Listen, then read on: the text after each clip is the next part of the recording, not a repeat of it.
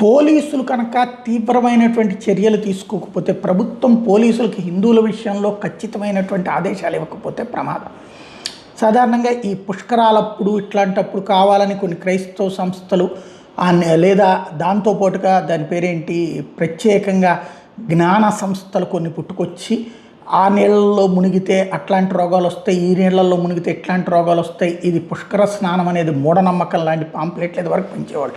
ఇప్పుడు హిందూ చైతన్యం వచ్చి కొడుతున్నారని చెప్పి కొద్దిగా ఆగుతున్నారు. ఇదివరకైతే నేను 92 పుష్కరాల్లో చూశాను, 2004 పుష్కరాల్లో కూడా చూశాను, కృష్ణా పుష్కరాలప్పుడు అట్లాంటివి వచ్చినప్పుడు పట్టుకోవడానికి అట్లాంటి వాళ్ళని హిందూ సంఘాలు ప్రయత్నిస్తున్నది. అయితే ఇప్పుడు ఇంకొక కోణానికి వచ్చింది. ప్రత్యేకించి ఇప్పుడు కనకదుర్గ గుడి దగ్గర పక్కనే కదా కనకదుర్గ వారధి.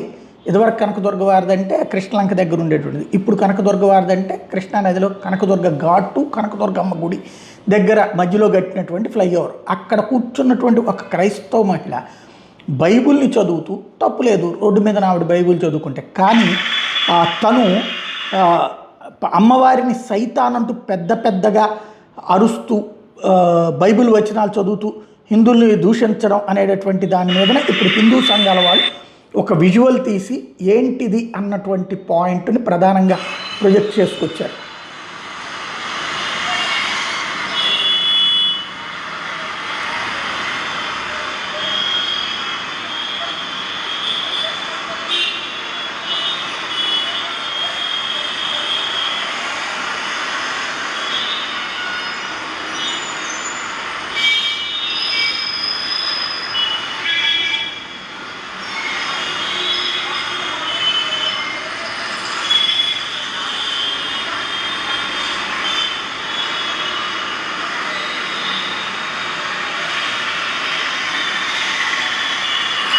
ఒక ప్రార్థనా స్థలం దగ్గరికి వెళ్ళి ఇంకొక ఆ మతానికి సంబంధించినటువంటి ప్రార్థనలు తప్పని లేదా ఇట్లాంటి హడావిడి చేసే వాళ్ళ విషయంలో జాగ్రత్తగా ఉండకపోతే కనుక రాబోయేటటువంటి రోజులు ఇది ఘర్షణ వాతావరణానికి కారణమవుతుంటే అట్లాంటి వాళ్ళని ఇమ్మీడియట్గా అరెస్ట్ చేసి ఖచ్చితంగా వాళ్ళ మీదన ఏదైతే మత ఉద్రిక్తతలు సృష్టించే ప్రయత్నం చేస్తున్నారు అన్నటువంటి సెక్షన్ల కిందన కేసు పెట్టాల్సిన అవసరం అయితే ఉంది.